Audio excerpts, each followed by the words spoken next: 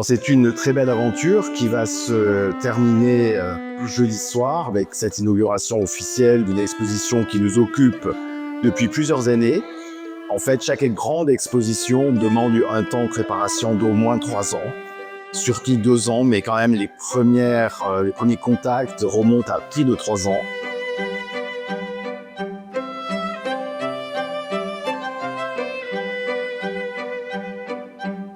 Je suis souvent les acquisitions que l'on fait à propos de Jean Hugo, puisque depuis 1995, le musée Fabre s'attache à véritablement faire un fonds de référence en France sur la peinture et les dessins de Jean Hugo.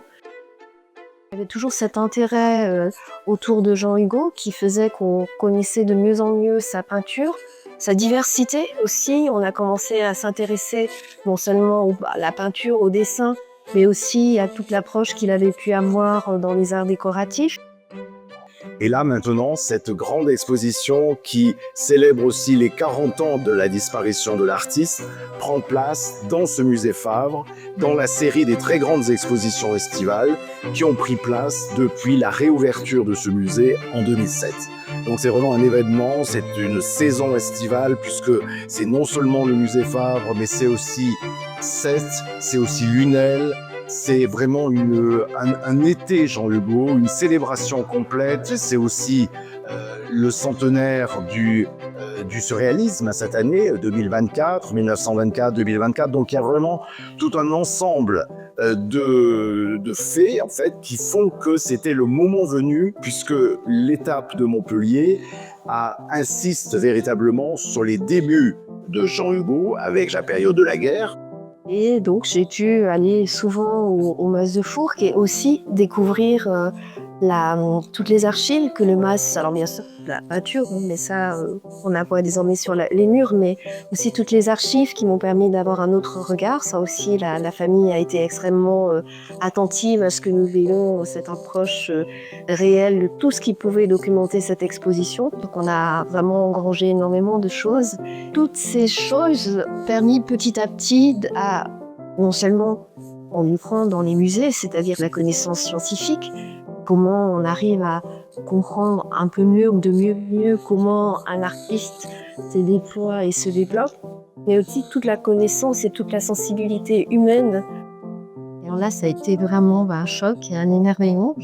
Alors son plan humain était extrêmement bien reçu, mais au-delà de ça, j'ai découvert un lieu totalement intemporel, pour moi en tout cas, avec une espèce comme ça d'épaisseur historique, d'épaisseur de sensibilité à la nature, de quelque chose d'extrêmement préservé et qui tout d'un coup donnait aussi une autre sensation, comme si tout d'un coup on arrivait à approcher un peu plus le lieu dans lequel quelqu'un a vécu. Et ça, je crois que c'est très important d'arriver à sentir ça, peut-être pas à le comprendre, mais à sentir de manière émotionnelle. Je pense que ça façonne aussi quelqu'un.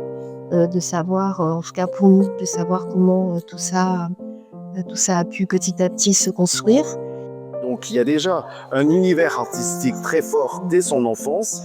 Et puis il y a une curiosité insatiable pour la peinture, très jeune. Quand il fait des études de lettres à la Sorbonne, il a vu beaucoup d'expositions avant de s'engager, bien sûr, de partir à la guerre en 1914. Il a vu toutes les expositions, toutes les publications aussi très importantes. Il faut savoir, c'est un moment foisonnant. Je me suis mise, moi, à relire Le regard de la mémoire de Jean Hugo. Et donc, petit à petit, on a commencé à se dire, mais quand même, Jean Hugo, certes, c'est Jean Hugo, mais c'est le monde de Jean Hugo. Et puis, il y a tous ces mondes dont il est finalement le croisement. Il y a à la fois l'artiste dans toute sa diversité, et puis il y a aussi toute cette traversée qu'il a pu faire du XXe siècle, tous ces gens qu'il a connus, tous ces gens avec lesquels il a collaboré. Il y a aussi ce talent d'écriture qui est assez incroyable, la façon dont il raconte en tant que témoin, mais témoin éclairé, toutes ces expériences picturales, mais aussi très simplement toutes ces expériences humaines au moment d'une histoire de France qui est extrêmement chargée.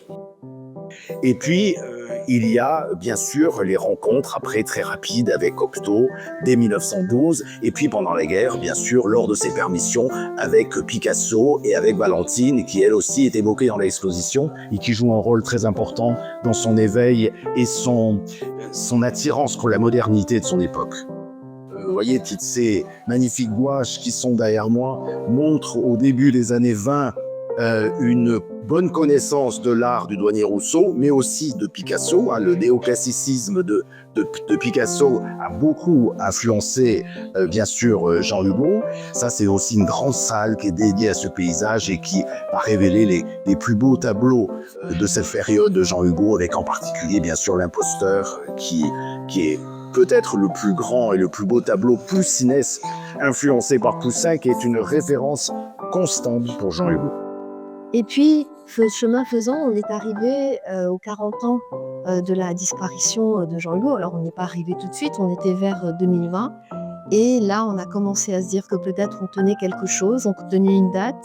30 ans après la première grande lecture qui avait été faite dans ce musée de Jean Hugo, qui avait véritablement fait émerger la connaissance de Jean Hugo ici, eh bien, nous allions reprendre le sujet en l'approfondissant, en l'élargissant, et en le replaçant finalement dans tous les contextes historiques et artistiques que Jean Hugo avait pu connaître. Et c'est vraiment comme ça, en fait, qu'on a commencé le travail, et en intitulant comme titre provisoire cette exposition « Les mondes de Jean Hugo ». Et alors là, pour moi, il s'est agi de rencontrer la famille Hugo. Et alors moi, c'était très mythique, c'était très mystérieux et très magique, puisqu'on parlait du mas de Four. Cette idée, c'est d'arriver à donner au public toute l'émotion que nous, on perçoit à travers la personnalité de Jean Hugo. Encore une fois, l'artiste, alors dans toutes ses dimensions, le peintre, le décorateur, l'écrivain, le dessinateur.